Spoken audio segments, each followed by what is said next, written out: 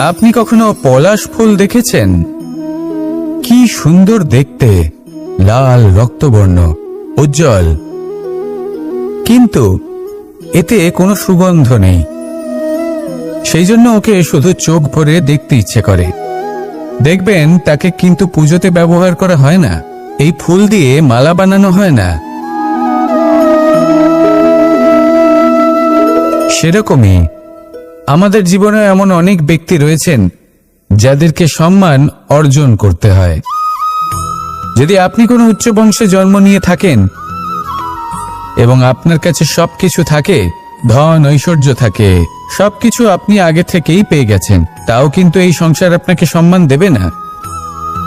ততক্ষণ পর্যন্ত দেবে না যতক্ষণ না আপনি নিজের অন্তরে গুণ জাগ্রত করছেন, শ্রেষ্ঠ কর্ম করছেন, নিজের অন্তরে ইতিবাচক মনোভাবের এই সুবাস জাগ্রত করছেন।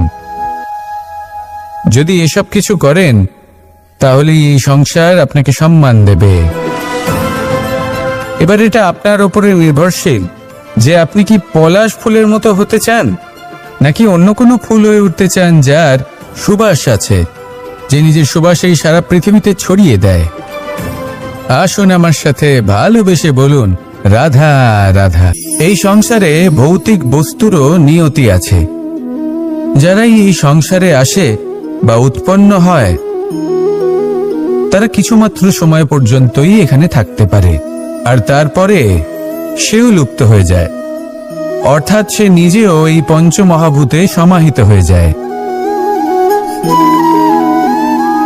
আমাদের সাথেও ঠিক এটাই হয়। সেই জন্যই ঈশ্বর দ্বারা প্রদত্ত এই উপহারের বিষয়ে ভাবুন, এই জীবনের বিষয়ে ভাবুন। ঠিক যেমন বিশ্বাস ভঙ্গ হলে কোনো ব্যক্তি আমাদের কাছে অপরিচিত হয়ে যান, ঠিক সেরকমই শেষ নিঃশ্বাস ত্যাগের পর এই শরীরও আমাদের কাছে পরই হয়ে যায়। তাই এই শরীর থাকাকালীন শ্রেষ্ঠভাবে একে সদ্ব্যবহার করুন, এই জীবনে শ্রেষ্ঠ কর্ম করুন। আর এই জীবনকে শ্রেষ্ঠভাবে যাপন করার জন্য কিছু কথা বোঝা প্রয়োজনীয়। যদি আপনি কারোর প্রশংসা করেন তাহলে পূর্ণ হৃদয় দিয়ে করুন। যদি আপনি হস্তক্ষেপ করে থাকেন তাহলে মস্তিষ্ক দ্বারা করুন। যদি আপনি সমীক্ষা করেন তাহলে বিবেক দ্বারা করুন। যদি আপনি ধন অর্জন করতে চান তাহলে নীতি অনুসারে চলুন। যদি জীবনযাপন করতে চান তাহলে রীতি মেনে করুন। আর যদি ঈশ্বরের ভজন করতে চান তাহলে ভক্তিভাব নিয়ে করুন। শুধু এই কথা মনে রাখবেন যে আপনার এই জীবন কিন্তু অনিশ্চিত কাল পর্যন্তই আছে। কতক্ষণ আছে সেটা কেউ জানে না। তাই কিছু মুহূর্ত যেটা যাপন করতে আমরা এখানে এসেছি, সেখানে ক্রোধ, অহংকার, ঈর্ষা, এইসব আবেগের কি গুরুত্ব বলুন তো? এগুলো ত্যাগ করুন। মানুষকে ক্ষমা করতে শিখুন। আস্তে আস্তে বিশ্বাস করতে শিখুন। এই সংসারে নিঃস্বার্থভাবে প্রেম করতে শিখুন আর সবার মধ্যে আনন্দ বিতরণ করুন। তাই এই সব গুণ যদি আপনি আত্মসাৎ করতে পারেন তাহলে আপনার জীবনে শুধু আনন্দ এবং আনন্দই বিরাজমান হবে। আসুন আমার সাথে ভালোবেসে বলুন, রাধা রাধা। জল এই পৃথিবীতে বেঁচে থাকার জন্য আবশ্যক তো বটেই, কিন্তু এই জল আমাদের একটা অত্যন্ত গুরুত্বপূর্ণ শিক্ষা প্রদান করে। কখনো এই জলকে দেখেছেন? যে পরিস্থিতিতেই এই জল প্রবাহিত হোক না কেন, এর উপর যা কিছুই প্রভাব থাকুক না কেন, এর পথে যতই বাধা আসুক না কেন, তার মধ্যে থেকে ও নিজের পথ ঠিক বের করে নেয়, কিন্তু নিজের প্রবাহ থামতে দেয় না, ক্রমাগত অগ্রসর হতে থাকে। সেরকমই একটা শিক্ষা যেটা আমরা জল থেকে পেয়ে থাকি তা হলো এটা, আমরা যখন জলের দিকে তাকাই তখন আমরা নিজের প্রতিবিম্ব দেখি, স্পষ্টভাবে দেখতে পাই। কিন্তু তখনই দেখতে পাই যখন এই জল শান্ত থাকে, স্থির থাকে। যদি এই জল অশান্ত হয়ে থাকে, স্থির না হয়, তাহলে আমরা এতে নিজের প্রতিবিম্ব দেখতে পাই না। এটাই আমাদের মনের সাথেও হয়ে থাকে। যখনই জীবনে কোনো সংকট আসে, যদি আমরা শান্ত মনে, স্থির মনে সিদ্ধান্ত নিই, তাহলে সেটা এমন একটা শীতল সিদ্ধান্ত হবে যেটা আমাদের ভবিষ্যৎকে একটা শ্রেষ্ঠ স্থানে নিয়ে যাবে। যদি মন অশান্ত হয়, বিচলিত হয়, পীড়িত হয়, দুঃখিত হয়ে থাকে, রুষ্ট হয়ে থাকে, তাহলে অনেক সময় আমরা এমন সিদ্ধান্ত নিই যেটা আমাদের জন্য অনুচিত প্রমাণিত হয়। যখন আপনি ক্রুদ্ধ ছিলেন বা দুঃখের বশে ছিলেন, তখন অনেক সময় হয়তো এমন সিদ্ধান্ত নিয়েছেন যেটার জন্য ভবিষ্যতে আপনি অনুশোচনা করেছেন। এবার দেখুন, এই আবেগগুলো থেকে আমরা পালাতে পারবো না, কিন্তু এই আবেগগুলো আপনার উপর কতটা প্রভাব ফেলবে সেটা আমরা অবশ্যই ঠিক করতে পারি। এই মনকে আমরা নিয়ন্ত্রণ করতে পারি। এটাই করুন, চিন্তা করুন, এই মনকে শান্ত রাখুন, স্থির হতে চেষ্টা করুন, আর তারপরে সিদ্ধান্ত নিন। আসুন আমার সাথে ভালোবেসে বলুন, রাধা রাধা। আপনি কি কখনো নৌকা যাত্রা করেছেন?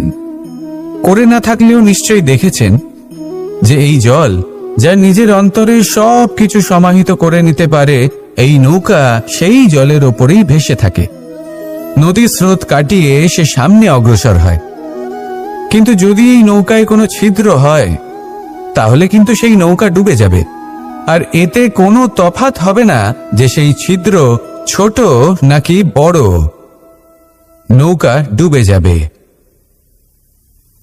এই ছিদ্র হলো আমাদের জীবনে আমাদের অপগুণ, আমাদের দোষ, আমাদের বিকার। কখনো এটা ভাববেন না যে এই দোষ খুবই ছোট, হইতে কিছুই যাবে আসবে না। না, সেই ছোট দোষ, সেই ছোট বিকার যদি সেটাকে শুধরে না নেন, তাহলে সেটা আপনাকে আপনার পতনের দিকে নিয়ে যাবে। শেষ পর্যন্ত এটা আপনার উপর নির্ভরশীল যে আপনি কি চান। আপনার জীবনের এই নৌকা এভাবেই ডুবে যেতে দেখবেন, নাকি নিজেকে শুধরে নিয়ে সেই নৌকার সেই ছিদ্রটাকে ভরিয়ে তুলতে চাইবেন? নির্বাচন আপনার। আসুন আমার সাথে ভালোবেসে বলুন, রাধা রাধা। আমরা সবাই পাথর দেখেছি, পর্বতও দেখেছি, শুকনো পাতাও দেখেছি, শ্যামল বনানীও দেখেছি। কখনো ভেবেছেন পাথরের অস্তিত্ব কিন্তু ততক্ষণ পর্যন্ত যতক্ষণ সে পর্বতের গায়ে আটকে থাকে। যখন সেই পর্বত থেকে সেই পাথর ভিন্ন হয়ে যায় ও নিজের অস্তিত্ব হারিয়ে ফেলে, আস্তে আস্তে কখনো পাথর কেটে বা কখনো পিষ্ট হয়ে সেই পাথর আস্তে আস্তে মাটিতে পরিণত হয় এবং পূর্ণরূপে নিজের অস্তিত্ব হারিয়ে ফেলে। এটাই পাতার সাথেও হয়। এই পাতা যতক্ষণ গাছের ডালের সাথে যুক্ত ততক্ষণ তার অস্তিত্ব থাকে। যখনই ডাল থেকে বিচ্ছিন্ন হয়, সেও নিজের অস্তিত্ব হারিয়ে ফেলে। আর এটাই আমাদের সাথেও হয়। যতক্ষণ আমরা নিজেদের আপনজনের সাথে যুক্ত থাকি, আমাদের অস্তিত্ব বজায় থাকে।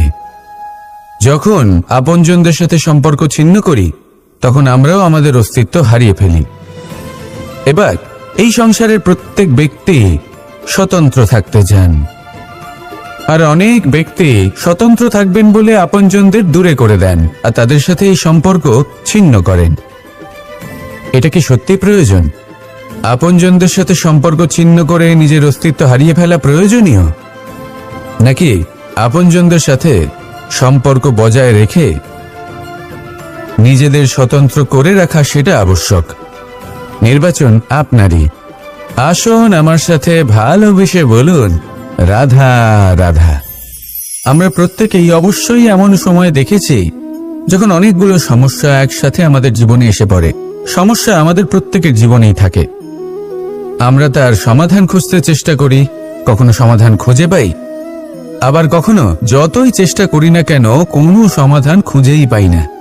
আর যখন এটা হয়, তখন মানুষ অত্যন্ত বিচলিত হয়ে পড়েন। নিজের আত্মীয় স্বজন, নিজের বন্ধু বা সংসার, এদের ওপরে এই দোষ চাপিয়ে দেন যে এদের জন্যই এই সমস্যা এসেছে। এবার যদি আমি আপনাকে কোনো পরামর্শ দিই, তাহলে এটাই বলবো যে দৃষ্টিভঙ্গি পাল্টে দেখুন। এই দৃষ্টিভঙ্গি দিয়ে দেখুন যে এই সংসারে যে সমস্যাই আসুক না কেন, তার জন্য কেউ দোষী নয়, না আপনি না অন্য কেউ। এই পুরো খেলাটাই আপনার মানসিকতা, আপনার দৃষ্টিভঙ্গি, আপনার মনের। কিভাবে বোঝাচ্ছি? যখন আমাদের মন শক্ত থাকে, তখন কঠিন থেকে কঠিনতর পরিস্থিতিও আমাদের জীবনে খুব বেশি হলে প্রতিস্পর্ধা হয়ে থেকে যায়। সেখানে যদি আমাদের মন দুর্বল থাকে, তখন অল্প কঠিন পরিস্থিতিও আমাদের কাছে খুব বড় সমস্যা হয়ে যায়, তাই না? একটা শক্ত মন কঠিন পরিস্থিতিকে প্রতিস্পর্ধা হিসেবে দেখে আর তার মধ্যে ওটা সুযোগ খুঁজে নেয়। আমাদের শুধু এটাই করতে হবে। এই সংসারে অন্য কাউকে দোষী মনে করলে আপনার সমস্যা দূর হয়ে যাবে না। সেই জন্য এই সংসারকে দোষ দেওয়ার বদলে এই সমস্যার মূলে চলে যান, সেটাকে বুঝুন, নিজের এই মনকে শক্ত করে তুলুন। যদি আপনার মন শক্তিশালী হয়, তাহলে এই সংসারে অনেক বড় বড় কঠিন থেকে কঠিনতর পরিস্থিতিও যদি আসে, আপনার জীবনে যতই বড় বড় সমস্যা আসুক না কেন, আপনার লক্ষ্য লাভে বাধা দিতে পারবে না। আসুন আমার সাথে ভালোবেসে বলুন, রাধা রাধা। কখনো এই প্রকৃতির দিকে তাকিয়ে থাকবেন। এই প্রকৃতি অনেক ধরনের শিক্ষা দেয়। কোন একটা গাছকে দেখুন, কিভাবে সে মাটি থেকে জল শুষে নেয়। সে ঝড় হোক বা হোক কড়া রোদ সব সহ্য করে এবং অবশেষে সে ফল ধারণ করে।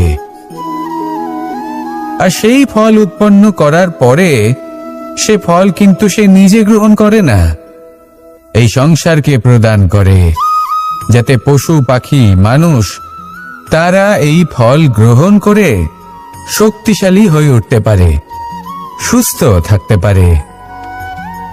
সেভাবেই নদী, সরোবর এরা নিজেরাও কিন্তু নিজেদের জল গ্রহণ করে না, মাটিকে প্রদান করে, পশু পাখিকে প্রদান করে। সূর্য নিজেও নিজের জন্য প্রজ্বলিত হয় না, সে প্রকাশ ছড়িয়ে দিতে চায় আমাদের সবার কাছে, সে আলো পৌঁছে দিতে চায়।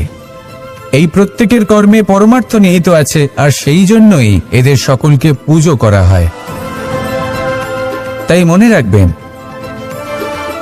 আপনার কাছে জীবন যাপনের অতিরিক্ত যা কিছুই আছে তা পরমার্থের জন্য। তাহলে তার সদ্ব্যবহার করুন আর আমার সাথে ভালোবেসে বলুন, রাধা রাধা। পরিবর্তন, এটা হলো সৃষ্টির অমূল্য নিয়ম। এই সংসারে সবকিছু সময়ান্তরে পরিবর্তিত হয়, এই সময়ও পরিবর্তিত হয়। পরিবর্তন চিরকাল হয়ে এসেছে আর চিরকাল হতে থাকবে। কিন্তু এবার আমরা সেই পরিবর্তন কিভাবে লাভ করব, যেটা আমাদের প্রয়োজন, যেটা আমরা চাই? আমরা জীবনে বিকাশ চাই। এই বিকাশ কিভাবে লাভ করতে পারি? এই প্রকৃতি কিন্তু আমাদের অত্যন্ত উত্তম উদাহরণ দিয়ে বুঝিয়েছে। একটি বিন্দুর উদাহরণ দিয়েছে, যা ভবিষ্যতে একটা বিশাল নদীর আকার ধারণ করে। এটা কিভাবে হয়? মেঘ থেকে একটি বিন্দু ঝরে পড়ে সেই পর্বতের ওপর যেখানে হিম আছে।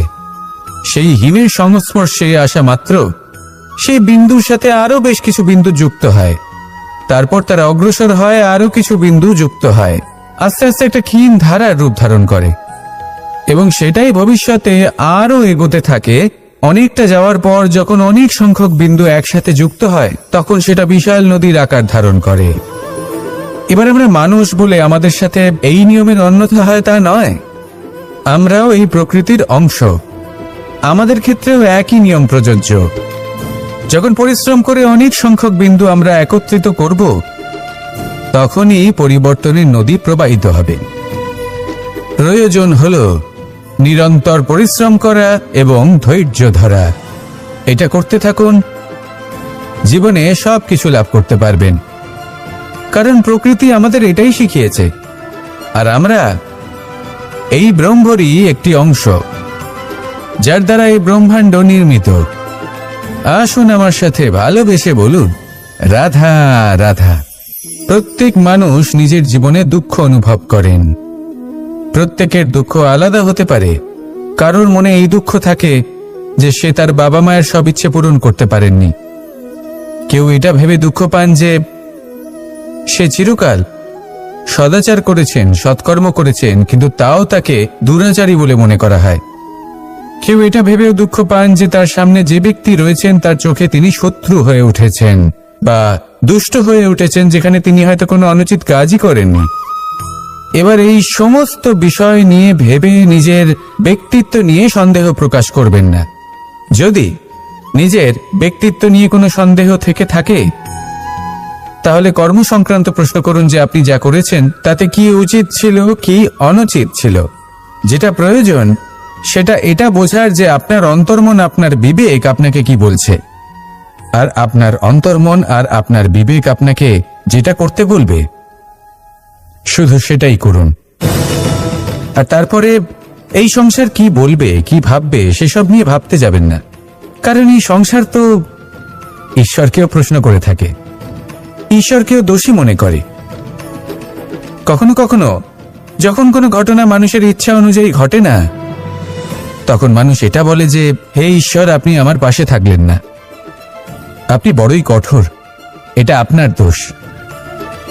যেখানে বেশিরভাগ সময় হয়তো সে নিজেই নিজের কর্মফল ভোগ করছে, আর কখনো কখনো ঈশ্বর হয়তো তার জন্য আরো ভালো কোনো পরিকল্পনা করে রেখেছেন, কিন্তু মানুষ সেটা বুঝতে পারে না। তাই দিনের শেষে যেটা প্রয়োজন সেটা হলো নিজের মনের কথা বুঝতে হবে। আপনার বিবেক কি বলছে শুধু সেটাই করুন, আর সামনে এগোতে থাকুন। আমার সাথে ভালোবেসে বলুন রাধা রাধা। পাশা নামক এই খেলাটি আপনারা নিশ্চয়ই খেলেছেন, না খেলে থাকলে দেখেছেন, আর যদি দেখেও না থাকেন তাহলে নিশ্চিত রূপে শুনেছেন। মহাভারতের এই মহাযুদ্ধ কোথাও না কোথাও এই পাশা নামক খেলার কারণে হয়েছিল। পাশার এই বিচিত্র খেলা, দান, এইসবের কারণে কেউ নিজের মাথায় রাজ মুকুট পরিধান করেছিলেন, আবার সেখানে পরাজিত হওয়ার জন্য কাউকে বনবাসও ভোগ করতে হয়েছিল। কিন্তু এই খেলা সমাপ্ত হওয়ার পরে সমস্ত ঘটি আর এই পাশার ছক একই পুটলিতে স্থান পেল। এটাই হলো আমাদের জীবন। এই সংসারে আমরা জয় পরাজয়ের বিষয়ে এতটাই ভাবি, এত চিন্তা করি যে এই জীবনের খেলার আনন্দটাই উপভোগ করতে পারি না। আর অবশেষে কি হয়? কেউ জয়ী হন, কেউ পরাজিত হন, কিন্তু দুজনেই একই স্থানে পৌঁছে যান। প্রত্যেক ব্যক্তি মৃত্যুর পরে একটি নির্দিষ্ট স্থানেই পৌঁছতে বাধ্য, কিন্তু ততক্ষণ এই জীবন, এই খেলা, তার আনন্দ উপভোগ করুন। এই সংসারে সেই ব্যক্তি শ্রেষ্ঠ স্থানে পৌঁছতে পেরেছেন যিনি এই সংসারকে প্রকাশ প্রদান করেছেন, যিনি কখনো জয় পরাজয় এ বিষয়ে ভাবেননি, শুধু এই জীবনের খেলার আনন্দ উপভোগ করেছেন। এটাই আপনিও করুন, আর আমার সাথে ভালোবেসে বলুন রাধা রাধা। আমরা সকলে সামাজিক জীব। মানুষের সাথে দেখা সাক্ষাৎ করা এটা চিরকালই চলতে থাকে। আমরা কখনো কাউকে উপহার দিই, আবার কখনো কেউ আমাদের উপহার দেয়। কখনো কি এমন হয়েছে যে আপনি কাউকে একটা উপহার দিয়েছেন, কিছু সময় পরে বা কিছু মাস পরে সেই উপহারই ঘুরে ফিরে আপনার কাছেই এসেছে, অর্থাৎ সেই বস্তুটাই আপনার কাছে আবার ফিরে এলো? এরকম হয়। ছেলেবেলায় একদিন একজনের বিবাহ ছিল, তখন মা তাকে একটা উপহার দিতে চাইছিলেন, তাই তিনি একটা পোশাক বানালেন আর সেটাকে সুসজ্জিত করছিলেন। আমি দেখলাম আর জিজ্ঞেস করলাম যে মা, এই পোশাক এত সুসজ্জিত করার কি আছে?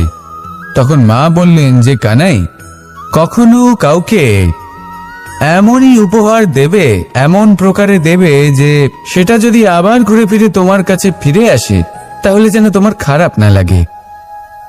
এটাই কিন্তু হয় আমাদের ব্যবহারের সাথে, কর্মের সাথেও এবং আমাদের কথার সাথেও। তেমনই আচরণ করবেন যে আচরণ আপনি সহ্য করতে পারবেন। যদি মুখ থেকে কটু কথা বেরোতে থাকে তখন নিজেকে সংযত করে নিন। সেই শব্দই প্রয়োগ করুন যেটা আপনি তার বদলে শুনতে চাইবেন, এবং আপনার দুঃখও হবে না, কারণ আপনার কর্ম এমন একটা উপহার যেটা আবার ঘুরে ফিরে ফলস্বরূপ আপনার কাছেই আসবে। সেই জন্য নিজের আচরণ শুভ করুন, নিজের মানসিকতা শুভ করুন, নিজের মুখ থেকে মধুর বাণী নিঃসৃত করুন, আর এইভাবে মধুরভাবে বলুন রাধা রাধা। এই সংসারে একটা শব্দ আছে যার বিষয়ে মানুষ অত্যাধিক চিন্তা ভাবনা করে, আর সেই শব্দ হলো অস্তিত্ব, পরিচয়। প্রত্যেক ব্যক্তি এই সংসারে নিজের অস্তিত্ব গড়তে চায়। আর ছোট থেকে এটাই হয়। যখন আমরা শ্রেণীকক্ষে যাই, পড়তে যাই, তখন আমরা এটাই ভাবি যে আমরা নিজেদের অস্তিত্ব গড়ব, সুনাম অর্জন করব। সকল ব্যক্তি যাতে এটাই বলে যে এই হলো সর্বশ্রেষ্ঠ ছাত্র, আর এটাই আমাদের পরিচয়। কার্যক্ষেত্রেও আমরা ঠিক এটাই চেষ্টা করি, পরিশ্রম করতে থাকি এবং ভবিষ্যতে গিয়ে আমরা নিজেদের পরিচয় খুঁজে পাই। পরিচয়ের সাথে সাফল্য আসে, আর সাফল্যের সাথে আসে অস্তিত্ব। আর যখন এই দুটি সংযুক্ত হয়, তখন মানুষ অসফলতার কথা ভেবে ভয়ভীত হয়ে পড়ে। আর এটা ভাবতে থাকে যে যদি আমি অসফল হই, তাহলে সেই পরিচিতির কি হবে, সেই নামের কি হবে, সেই সব কিছু যে আমি অর্জন করেছি তার কি হবে। সে ভয়ভীত হয়ে পড়ে, আর এই ভয়ের কারণে তার বিকাশ কোথাও না কোথাও অবরুদ্ধ হয়। সে শ্রেষ্ঠ কর্ম করা বন্ধ করে দেয় এবং শুধুই সুরক্ষিত থাকতে চেষ্টা করে। আর অসফল হলে তাতে ভয় পাওয়ার কোনো প্রয়োজন নেই, কারণ যখন আপনি সফল হন, তখন এই সাফল্য আপনার পরিচয় এই সংসারের সাথে করায়।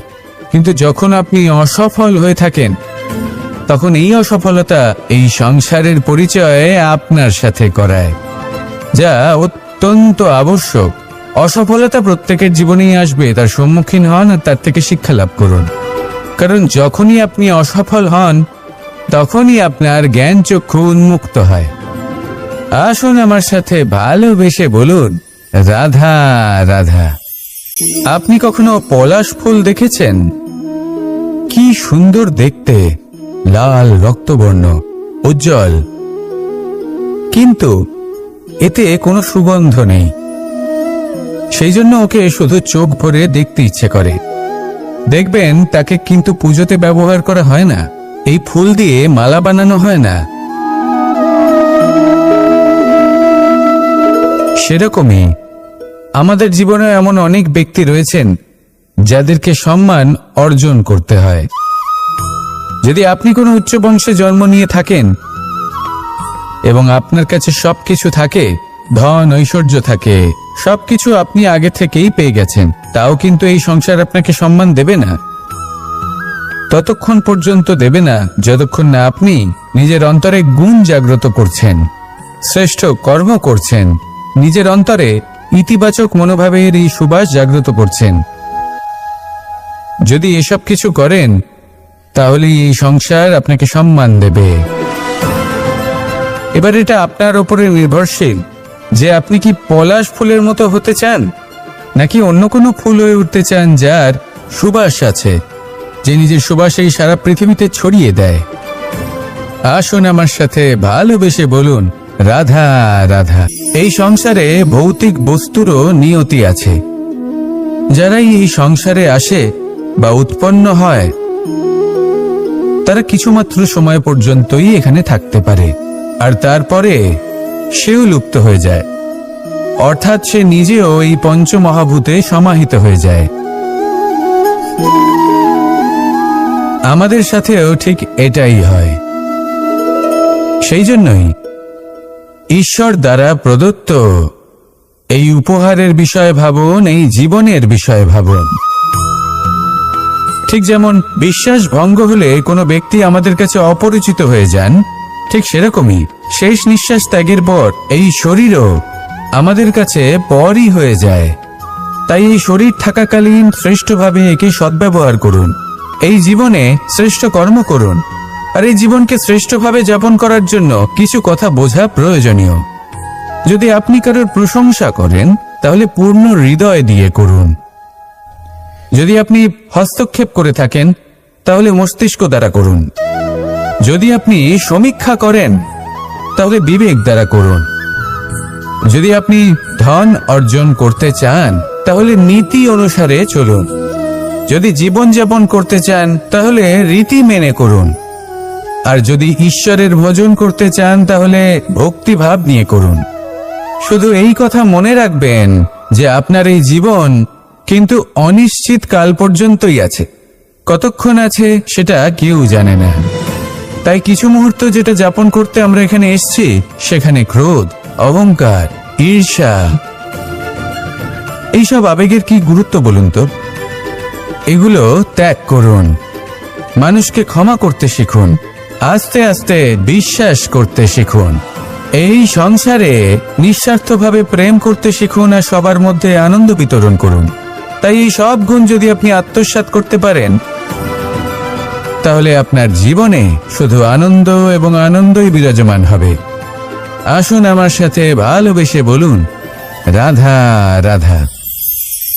জল, জলই পৃথিবীতে বেঁচে থাকার জন্য আবশ্যক তো বটেই, কিন্তু এই জল আমাদের একটা অত্যন্ত গুরুত্বপূর্ণ শিক্ষা প্রদান করে। কখনো এই জলকে দেখেছেন? যে পরিস্থিতিতেই এই জল প্রবাহিত হোক না কেন, এর উপর যা কিছুই প্রভাব থাকুক না কেন, এর পথে যতই বাধা আসুক না কেন, তার মধ্যে থেকে ও নিজের পথ ঠিক বের করে নেয়, কিন্তু নিজের প্রবাহ থামতে দেয় না, ক্রমাগত অগ্রসর হতে থাকে।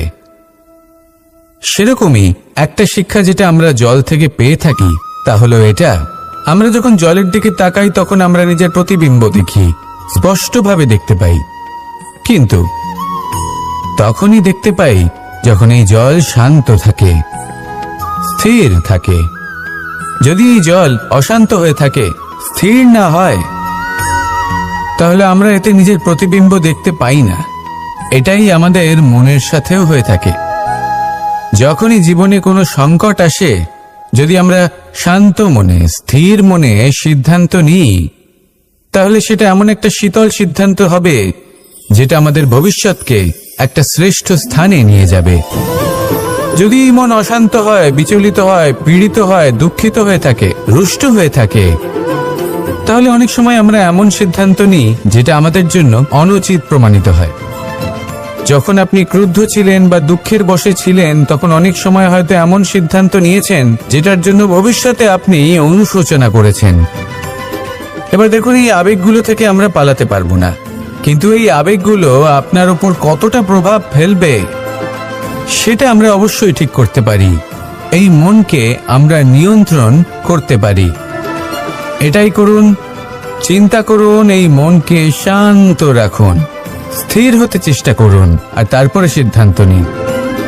আসুন আমার সাথে ভালোবেসে বলুন, রাধা রাধা। আপনি কি কখনো নৌকা যাত্রা করেছেন? করে না থাকলেও নিশ্চয়ই দেখেছেন যে এই জল যা নিজের অন্তরে সব কিছু সমাহিত করে নিতে পারে, এই নৌকা সেই জলের ওপরেই ভেসে থাকে। নদীর স্রোত কাটিয়ে সে সামনে অগ্রসর হয়, কিন্তু যদি এই নৌকায় কোনো ছিদ্র হয়, তাহলে কিন্তু সেই নৌকা ডুবে যাবে। আর এতে কোনো তফাৎ হবে না যে সেই ছিদ্র ছোট নাকি বড়, নৌকা ডুবে যাবে। এই ছিদ্র হলো আমাদের জীবনে আমাদের অপগুণ, আমাদের দোষ, আমাদের বিকার। কখনো এটা ভাববেন না যে এই দোষ খুবই ছোট, হইতে কিছুই যাবে আসবে না। না, সেই ছোট দোষ, সেই ছোট বিকার যদি সেটাকে শুধরে না নেন, তাহলে সেটা আপনাকে আপনার পতনের দিকে নিয়ে যাবে। শেষ পর্যন্ত এটা আপনার উপর নির্ভরশীল যে আপনি কি চান। আপনার জীবনের এই নৌকা এভাবেই ডুবে যেতে দেখবেন, নাকি নিজেকে শুধরে নিয়ে সেই নৌকার সেই ছিদ্রটাকে ভরিয়ে তুলতে চাইবেন? নির্বাচন আপনার। আসুন আমার সাথে ভালোবেসে বলুন, রাধা রাধা। আমরা সবাই পাথর দেখেছি, পর্বতও দেখেছি, শুকনো পাতাও দেখেছি, শ্যামল বনানীও দেখেছি। কখনো ভেবেছেন পাথরের অস্তিত্ব কিন্তু ততক্ষণ পর্যন্ত যতক্ষণ সে পর্বতের গায়ে আটকে থাকে। যখন সেই পর্বত থেকে সেই পাথর ভিন্ন হয়ে যায় ও নিজের অস্তিত্ব হারিয়ে ফেলে, আস্তে আস্তে কখনো পাথর কেটে বা কখনো পিষ্ট হয়ে সেই পাথর আস্তে আস্তে মাটিতে পরিণত হয় এবং পূর্ণরূপে নিজের অস্তিত্ব হারিয়ে ফেলে। এটাই পাতার সাথেও হয়। এই পাতা যতক্ষণ গাছের ডালের সাথে যুক্ত ততক্ষণ তার অস্তিত্ব থাকে। যখনই ডাল থেকে বিচ্ছিন্ন হয়, সেও নিজের অস্তিত্ব হারিয়ে ফেলে। আর এটাই আমাদের সাথেও হয়। যতক্ষণ আমরা নিজেদের আপনজনের সাথে যুক্ত থাকি, আমাদের অস্তিত্ব বজায় থাকে। যখন আপনজনদের সাথে সম্পর্ক ছিন্ন করি, তখন আমরাও আমাদের অস্তিত্ব হারিয়ে ফেলি। এবার এই সংসারের প্রত্যেক ব্যক্তি স্বতন্ত্র থাকতে চান, আর অনেক ব্যক্তি স্বতন্ত্র থাকবেন বলে আপনজনদের দূরে করে দেন আর তাদের সাথে এই সম্পর্ক ছিন্ন করেন। এটা কি সত্যি প্রয়োজন? আপনজনদের সাথে সম্পর্ক ছিন্ন করে নিজের অস্তিত্ব হারিয়ে ফেলা প্রয়োজনীয়, নাকি আপনজনদের সাথে সম্পর্ক বজায় রেখে নিজেদের স্বতন্ত্র করে রাখা সেটা আবশ্যক? নির্বাচন আপনারই। আসুন আমার সাথে ভালোবেসে বলুন, রাধা রাধা। আমরা প্রত্যেকেই অবশ্যই এমন সময় দেখেছি যখন অনেকগুলো সমস্যা একসাথে আমাদের জীবনে এসে পড়ে। সমস্যা আমাদের প্রত্যেকের জীবনেই থাকে, আমরা তার সমাধান খুঁজতে চেষ্টা করি, কখনো সমাধান খুঁজে পাই, আবার কখনো যতই চেষ্টা করি না কেন কোনো সমাধান খুঁজেই পাই না। আর যখন এটা হয় তখন মানুষ অত্যন্ত বিচলিত হয়ে পড়েন। নিজের আত্মীয় স্বজন, নিজের বন্ধু বা সংসার, এদের ওপরে এই দোষ চাপিয়ে দেন যে এদের জন্যই এই সমস্যা এসেছে। এবার যদি আমি আপনাকে কোনো পরামর্শ দিই তাহলে এটাই বলবো যে দৃষ্টিভঙ্গি পাল্টে দেখুন। এই দৃষ্টিভঙ্গি দিয়ে দেখুন যে এই সংসারে যে সমস্যাই আসুক না কেন তার জন্য কেউ দোষী নয়, না আপনি না অন্য কেউ। এই পুরো খেলাটাই আপনার মানসিকতা, আপনার দৃষ্টিভঙ্গি, আপনার মনের। কিভাবে বোঝাচ্ছি? যখন আমাদের মন শক্ত থাকে তখন কঠিন থেকে কঠিনতর পরিস্থিতিও আমাদের জীবনে খুব বেশি হলে প্রতিস্পর্ধা হয়ে থেকে যায়। সেখানে যদি আমাদের মন দুর্বল থাকে তখন অল্প কঠিন পরিস্থিতিও আমাদের কাছে খুব বড় সমস্যা হয়ে যায়, তাই না? একটা শক্ত মন কঠিন পরিস্থিতিকে প্রতিস্পর্ধা হিসেবে দেখে আর তার মধ্যে ওটা সুযোগ খুঁজে নেয়। আমাদের শুধু এটাই করতে হবে। এই সংসারে অন্য কাউকে দোষী মনে করলে আপনার সমস্যা দূর হয়ে যাবে না। সেই জন্য এই সংসারকে দোষ দেওয়ার বদলে এই সমস্যার মূলে চলে যান, সেটাকে বুঝুন, নিজের এই মনকে শক্ত করে তুলুন। যদি আপনার মন শক্তিশালী হয় তাহলে এই সংসারে অনেক বড় বড় কঠিন থেকে কঠিনতর পরিস্থিতিও যদি আসে, আপনার জীবনে যতই বড় বড় সমস্যা আসুক না কেন আপনার লক্ষ্য লাভে বাধা দিতে পারবে না। আসুন আমার সাথে ভালোবেসে বলুন, রাধা রাধা। কখনো এই প্রকৃতির দিকে তাকিয়ে থাকবেন। এই প্রকৃতি অনেক ধরনের শিক্ষা দেয়। কোনো একটা গাছকে দেখুন কিভাবে সে মাটি থেকে জল শুষে নেয়। সে ঝড় হোক বা হোক কড়া রোদ সব সহ্য করে এবং অবশেষে সে ফল ধারণ করে। আর সেই ফল উৎপন্ন করার পরে সে ফল কিন্তু সে নিজে গ্রহণ করে না, এই সংসারকে প্রদান করে, যাতে পশু পাখি মানুষ তারা এই ফল গ্রহণ করে শক্তিশালী হয়ে উঠতে পারে, সুস্থ থাকতে পারে। সেভাবেই নদী, সরোবর এরা নিজেরাও কিন্তু নিজেদের জল গ্রহণ করে না, মাটিকে প্রদান করে, পশু পাখিকে প্রদান করে। সূর্য নিজেও নিজের জন্য প্রজ্বলিত হয় না, সে প্রকাশ ছড়িয়ে দিতে চায় আমাদের সবার কাছে, সে আলো পৌঁছে দিতে চায়। এই প্রত্যেকের কর্মে পরমার্থ নিহিত আছে, আর সেই জন্যই এদের সকলকে পুজো করা হয়। তাই মনে রাখবেন, আপনার কাছে জীবন যাপনের অতিরিক্ত যা কিছুই আছে তা পরমার্থের জন্য। তাহলে তার সদ্ব্যবহার করুন আর আমার সাথে ভালোবেসে বলুন, রাধা রাধা। পরিবর্তন, এটা হলো সৃষ্টির অমূল্য নিয়ম। এই সংসারে সবকিছু সময়ান্তরে পরিবর্তিত হয়, এই সময়ও পরিবর্তিত হয়। পরিবর্তন চিরকাল হয়ে এসেছে আর চিরকাল হতে থাকবে। কিন্তু এবার আমরা সেই পরিবর্তন কিভাবে লাভ করব যেটা আমাদের প্রয়োজন, যেটা আমরা চাই? আমরা জীবনে বিকাশ চাই। এই বিকাশ কিভাবে লাভ করতে পারি? এই প্রকৃতি কিন্তু আমাদের অত্যন্ত উত্তম উদাহরণ দিয়ে বুঝিয়েছে। একটি বিন্দুর উদাহরণ দিয়েছে যা ভবিষ্যতে একটা বিশাল নদীর আকার ধারণ করে। এটা কিভাবে হয়? মেঘ থেকে একটি বিন্দু ঝরে পড়ে সেই পর্বতের ওপর যেখানে হিম আছে। সেই হিমের সংস্পর্শে আসা মাত্র সেই বিন্দুর সাথে আরো বেশ কিছু বিন্দু যুক্ত হয়। তারপর তারা অগ্রসর হয়, আরো কিছু বিন্দু যুক্ত হয়, আস্তে আস্তে একটা ক্ষীণ ধারার রূপ ধারণ করে এবং সেটাই ভবিষ্যতে আরো এগোতে থাকে। অনেকটা যাওয়ার পর যখন অনেক সংখ্যক বিন্দু একসাথে যুক্ত হয় তখন সেটা বিশাল নদীর আকার ধারণ করে। এবার আমরা মানুষ বলে আমাদের সাথে এই নিয়মের অন্যথা হয় তা নয়। আমরাও এই প্রকৃতির অংশ, আমাদের ক্ষেত্রেও একই নিয়ম প্রযোজ্য। যখন পরিশ্রম করে অনেক সংখ্যক বিন্দু আমরা একত্রিত করব তখনই পরিবর্তনের নদী প্রবাহিত হবে। প্রয়োজন হলো নিরন্তর পরিশ্রম করা এবং ধৈর্য ধরা। এটা করতে থাকুন, জীবনে সবকিছু লাভ করতে পারবেন। কারণ প্রকৃতি আমাদের এটাই শিখিয়েছে, আর আমরা এই ব্রহ্মরই একটি অংশ, যার দ্বারা এই ব্রহ্মাণ্ড নির্মিত। আসুন আমার সাথে ভালোবেসে বলুন, রাধা রাধা। প্রত্যেক মানুষ নিজের জীবনে দুঃখ অনুভব করেন। প্রত্যেকের দুঃখ আলাদা হতে পারে। কারোর মনে এই দুঃখ থাকে যে সে তার বাবা মায়ের সব ইচ্ছে পূরণ করতে পারেননি। কেউ এটা ভেবে দুঃখ পান যে সে চিরকাল সদাচার করেছেন, সৎকর্ম করেছেন, কিন্তু তাও তাকে দুরাচারী বলে মনে করা হয়। কেউ এটা ভেবেও দুঃখ পান যে তার সামনে যে ব্যক্তি রয়েছেন তার চোখে তিনি শত্রু হয়ে উঠেছেন বা দুষ্ট হয়ে উঠেছেন, যেখানে তিনি হয়তো কোনো অনুচিত কাজই করেননি। এবার এই সমস্ত বিষয় নিয়ে ভেবে নিজের ব্যক্তিত্ব নিয়ে সন্দেহ প্রকাশ করবেন না। যদি নিজের ব্যক্তিত্ব নিয়ে কোনো সন্দেহ থেকে থাকে তাহলে কর্ম সংক্রান্ত প্রশ্ন করুন যে আপনি যা করেছেন তাতে কি উচিত ছিল, কি অনুচিত ছিল। যেটা প্রয়োজন সেটা এটা বোঝার যে আপনার অন্তর্মন, আপনার বিবেক আপনাকে কি বলছে, আর আপনার অন্তর্মন আর আপনার বিবেক আপনাকে যেটা করতে বলবে শুধু সেটাই করুন। আর তারপরে এই সংসার কি বলবে, কি ভাববে সেসব নিয়ে ভাবতে যাবেন না।